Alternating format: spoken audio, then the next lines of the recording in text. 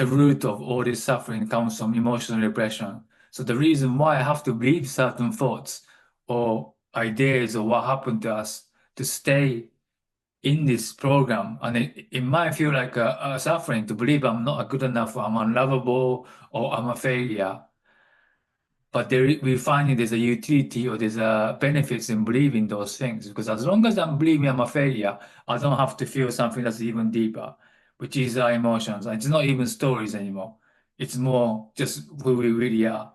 And we chose, some of us repressed anger, and some of us repressed sadness or hurt. It kind of divided into two, but some of us repressed both of them. So that's what we do in KI, to make unconscious things conscious and connect it back to the root of suffering, which is emotional repression.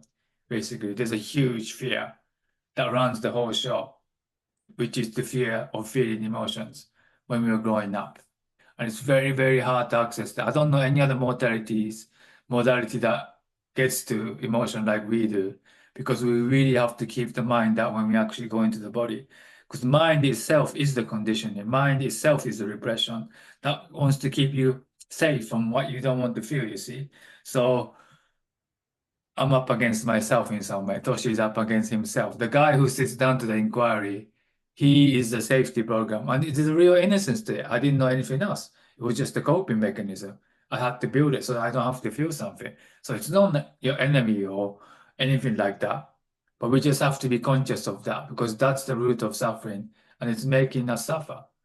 So all we can do is to make that conscious so we can actually see it for what it is.